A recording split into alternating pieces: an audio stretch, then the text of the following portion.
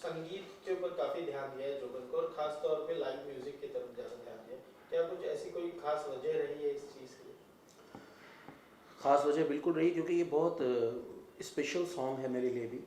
ये सॉन्ग, सबसे पहले तो मैं शुक्रिया अदा करना चाहूँगा सुरेश भानुशाली जी का और पूरे फोटोफिट टीम का, कि जिन्होंने मुझे अपॉर्चुनिटी दी इस खूबसूरत सॉन्ग को पेश करने की और इस तरीके के सॉन्ग को पेश करने की। क्योंकि आजकल बहुत कम लोगों को मौका मिल पाता है कि इस तरीके के सॉन्ग को लोगों के सामने लाने के लिए, क्योंकि लोगों के पास इतनी सूझबूझ, लोग आजकल के ज़माने में लोग बहुत ज़्यादा ताम झाम वाले सॉन्ग बहुत वेस्टर्नाइज सॉन्ग पसंद करते हैं सुनना, पॉप सॉन्ग पसंद करते हैं, रोमांटिक सॉन्ग पसंद करते हैं। मगर ये सॉन्ग रोमांटिक होने के अलावा इसमें एक ऐसा सोल था, मतलब ये क्लासिकल बेस्ड सॉन्ग था पहली बात तो। और इसकी जो कंपोजिशन जो मैंने की थी बहुत डिफरेंट अंदाज में की है। जैसे आप लोग जानते ही हैं, आप लोग जब ये सॉन्ग को सुनोगे तो आपको रियलाइज़ होगा कि ये सॉन्ग, आपको ऐसा महसूस होगा कि संजय लीला भंसाली जी के किसी फिल्म से इंस्पायर्ड है सॉन्ग। और इसकी वजह यही है कि मैं भी मैंने 3 फिल्म उनके साथ की हैं संजय लीला भंसाली जी के साथ, तो मुझे पता है कि इस तरह के गानों को किस तरह से सजाया जाता है और इस तरीके के गाने को कौन सा रास्ता दें कि वो गाना उस खूबसूरती के साथ लोगों के सामने आए। तो हमने काफ़ी इस पर मेहनत की। और जब सुरेश जी को हमने गाना सुनाया था मैंने, तो उन्होंने तो पहली बार में इसको अप्रिशिएट किया, फिर बाद में अमित सर ने सुना, राजीव जी ने सुना, और सभी को गाना बहुत पसंद, सबने बहुत अप्रिशिएट किया। तो मेरी जिम्मेदारी हो गई थी कि मैं इस गाने को इस तरह से सामने लेके आऊँ इन लोगों के, कि मतलब ये जिस तरीके से, मतलब जितना एक्सपेक्ट कर रहे हैं मुझसे, उससे ज़्यादा मैं देने की कोशिश में था मैं। तो मैंने वही कोशिश की। तो लोगों ने बड़ा ही प्यार दिया इस गाने को, तो मैं बहुत ही सभी का बहुत शुक्रगुजार भी हूँ। जितने भी ऑडियंस हैं, मेरे सुनने वाले हैं, जो दर्शक हैं, बहुत शुक्रगुजार हूँ सभी का। पर विनीत, म्यूज़िक एल्बम्स तो हमने काफ़ी देखे हैं, बट किसी एक ऐसे नेगेटिव किरदार की या तो फिर किसी विलेन की बात की जाए, इस तरह की एकदम, वो कहते हैं ना हिंदी भाषा में एकदम धांसू एंट्री वाला जो था, ये कभी नहीं देखा। तो ये क्या था, मतलब क्या था आपकी एंट्री के पीछे का राज? मेरी एंट्री, मेरा इस एल्बम में आना वॉज गॉड सेंड। सबसे पहले मैं बोलना चाहूँगा कि मुश्तबा भाई यहाँ पर है और I am his huge fan. इनसे भी पहले मैं इनके पिताजी का फ़ैन रह चुका हूँ। बचपन से ही उनके पिताजी के बारे, अजीज़ नाज़ा साहब के बारे में सुन के बड़ा हूँ। अजीज़ नाज़ा साहब was a very closest friend to my father. मैं जिनके बारे में सुन के बड़ा हुआ हूँ, और आज देखिए आज उनके बेटे के साथ, मुस्तफा भाई के साथ, वो himself is a star singer, ये मौका मिल गया और इट वॉज गॉड सेंट। और जब मैं पहली बार यहाँ पर आया, आई मेट अमित सर, और अमित सर में से मिले, उन्होंने मुझे कहा कि ऐसा ऐसा है, ये है, तो ऐसा रहेगा। लेकिन जितना मेरी एल्बम, ये मेरी पहली एल्बम है, तो जितना मेरी एल्बम की समझ है, तो मैं खुश तो हो गया था कि I got an opportunity in an album. लेकिन जब मैं ऑफिस से निकला, सो आई वॉज लाइक कि मैं हाथों बोल के आया हूँ, लेकिन क्या ये मेरे साथ जस्टिस होगा?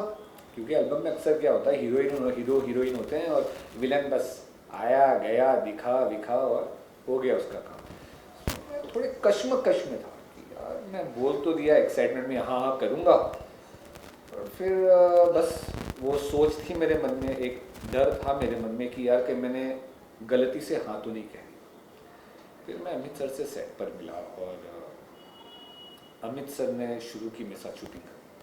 और आई शुड मतलब मैं ज़िंदगी भर उनका ये एहसान नहीं भूलूंगा, क्योंकि जो चीज़ जहाँ पर मेरे 3-4 सीन लगने वाले थे prominent, he saw that fire in me, he saw that spark in me, और उन्होंने मेरे हर सीन को जमा के शूट किया। क्रिएटिवली मेरे अंदर का, मेरे को भी अंदर से उन्होंने परफॉर्मेंस बेस कि मैं उस पर परफॉर्म कर सकूं, उस सीन में खरा उतर पाऊं, उन्होंने वो चीज़ मेरे अंदर से लाई। और जब मैंने एंड गेम देखा इसका, the final result, I was so happy. मतलब मैं आज तक का, मैंने लगभग 15-16 शोज़ किए हैं और सब अच्छे किए हैं मैंने, इम्पैक्टफुल वाले, लेकिन जो ये चीज़ मिल गई मुझे, ये ज़िंदगी भर ये चीज़ मेरे लिए बहुत करीब होगी मेरे। क्योंकि ये किसी एक इंसान का या एक आर्टिस्ट का योगदान नहीं है, ये this is a team work. Right. Then let it be Mujtaba भाई सॉन्ग जो उनके पिताजी की याद दिलाता है मुझे। अब उनके ऑफ कोर्स ही has to work more hard to reach up to his father standard, जो एक स्टैंडर्ड एक बना के गए हैं। उनका गाना सुन लीजिए, अब कवाली सुन लीजिए, चढ़ता सूरज, तो लगेगा मुज्तबा भाई के लिए आज की तारीख में कोई प्रेरणा है तो बस उनके पिताजी। बेशक इसमें कोई शक नहीं। उनके आवाज़ में गाना जब मैंने सुना सो आई वॉज इज फैन। मैं नहीं जानता था कि अजीज़ साहब के बेटे हैं, लेकिन जब मैंने देखा मुज्तबा अजीज़ नाज़ा तो मेरे दिल में किधर न किधर वो बात रह गई कि काश ये वही हो। और आज बस 5 मिनट पहले मैंने एक खुलासा किया, कहीं आप अजीज़ नाज़ा के बेटे ही है ना कि कोई, तो उन्होंने बोला हाँ, तो मैं इतना खुश हो गया। Unfortunately I lost my father few years back, otherwise वो इधर आ जाते, अभी उनको गले लगाते, because he was thick friends with Aziz Naza Sahab. So we had a Fankar के बेटे जो खुद फंकार बनने के प्लेटफॉर्म पे ट्रैक पर आई गए। देन अमित सर हो गए जिन्होंने जस्टिस किया मेरे रोल को लेकर। फिर the production team of Photofit who took care of us so nicely, जो हमारा पूरा ट्रीटमेंट रहा, it was excellent। उन्होंने मेरे माइंड में आ चुका था कि मुझे एक लव स्टोरी क्रिएट करनी है। एंड लव स्टोरी क्रिएट करते वक्त मुझे कौन कौन सी कास्ट मेरे ध्यान में चल रही थी। सो उसमें गर्ल्स का तो पहले मतलब मेरी फीमेल आर्टिस्ट है सबा, वो फाइनल हो चुकी थी। देन उसके बाद जब मेरे मेल आर्टिस्ट की बात आती है, तो जब मैंने नरेशन के लिए मैं निशांत के पास गया तो ऑलरेडी वो उसी लुक में थे। मैंने एक बार और पहले ऑलरेडी ये बात उनसे जिक्र में कही थी कि ऑलरेडी वो उसी लुक में थे, तो मुझे वो फाइनल कास्ट मुझे मिल चुकी थी कि हाँ ये तो हैं ऑलरेडी मेरे। तो लव स्टोरी क्रिएट करते वक्त तो ये दोनों मेरे फाइनल हो चुके थे कि चलो ठीक है। अभी जब मेरी मुलाकात विनीत जी से हुई फर्स्ट टाइम, महेश जी ने उन्हें कास्ट किया था, महेश जी के रेफरेंस से ये आए मेरे पास।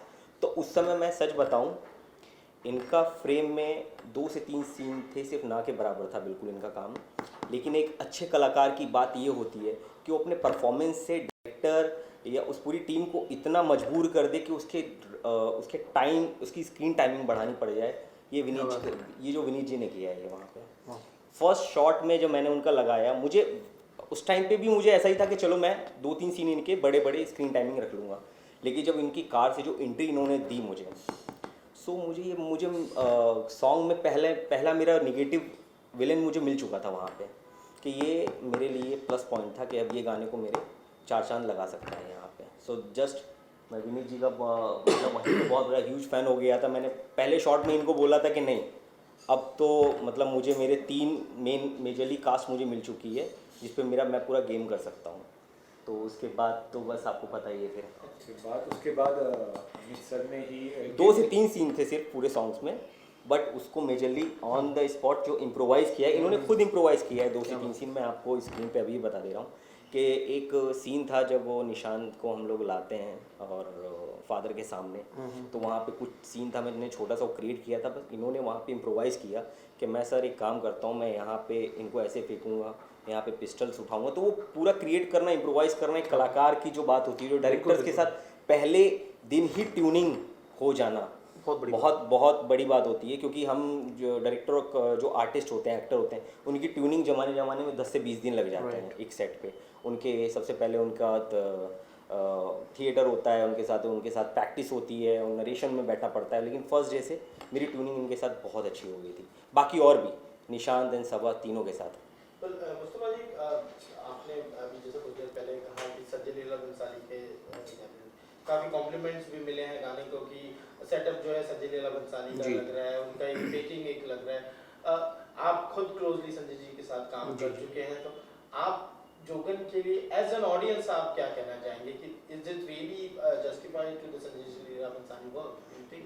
नहीं, ऑफ कोर्स। और जैसे कि मैंने आपको पता है, मैंने सांवरिया एंड बाजीराव मस्तानी, पद्मावती 3 मूवीज़ के लिए मैंने उनके साथ काम किया है। बहुत ही अच्छा एक्सपीरियंस रहा, काफ़ी कुछ सीखने को भी मिला। तो एज अ ऑडियंस मैं यही कहूँगा कि वाह क्या अच्छा सुनने में आ रहा है। मतलब लाइक ये इस तरीके का गाना यार आना ही चाहिए। एक्चुअली इस तरीके के गाने बनाने चाहिए, जो कि हमारी म्यूज़िक इंडस्ट्री है, फिल्म इंडस्ट्री में इस तरह के गानों की कमी है, जो आपको सिर्फ जैसे कि मैंने बताया संजय जी के गानों में आपको ज़्यादातर उनकी मूवीज़ में आपको सुनने को मिलता है। तो और इस तरीके के गाने, ये भी मैं बताऊं आपको कि एक मुश्किल टास्क है इस तरह के गानों को बनाना करना। इसके जो लिरिक्स है जो मेरी मॉम ने लिखा है, जैसे अमित सर ने बताया आपको कि इस तरह के वर्ड्स इस्तेमाल करना, तो एक्चुअली एज अ ऑडियंस मैं यही कहूँगा कि लोग चाहते हैं सुनना इस तरह के गाने, बट बनेंगे तो सुनेंगे ना।